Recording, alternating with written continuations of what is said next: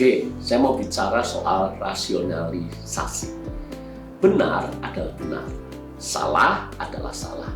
Tapi bisa saja salah jadi benar, dan benar jadi salah.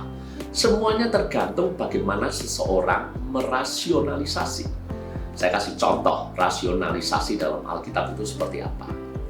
Melalui perantaraan Samuel, Tuhan itu memberi perintah kepada Saul untuk membunuh semua orang Amalek, termasuk segala ternak mereka. Sekarang, apa yang dilakukan Saul? Saul membunuh semua orang Amalek, kecuali satu orang saja, yaitu Raja Agag.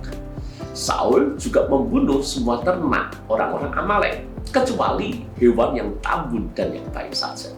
Mau dilihat dari sisi manapun, Saul jelas-jelas tidak taat dengan perintah Tuhan. Walau demikian, Saul punya alasan yang kuat kenapa ia melakukan hal itu.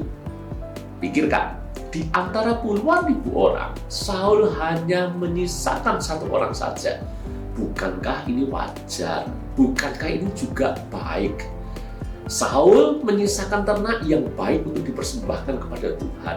Bukankah ini juga baik daripada ternak yang tambun, yang gemuk ini dibunuh sia-sia? Bukankah lebih baik dijarah lalu kemudian kelak dipersembahkan kepada Tuhan?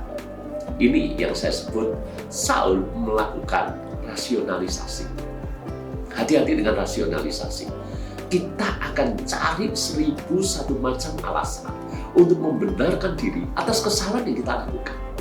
Contoh, kenapa selingkuh?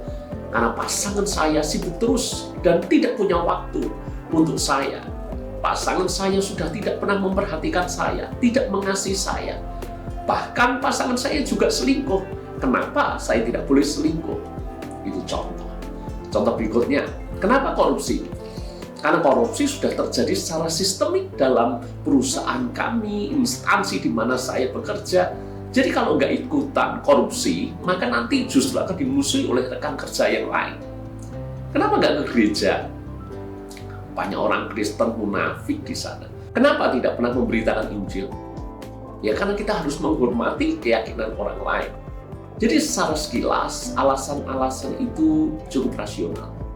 Walau rasional, tak seharusnya hal itu kita jadikan alasan untuk kita tidak melakukan firman. Jadi jangan pakai alasan yang kelihatannya masuk akal, wajar, dan rasional untuk melanggar firman.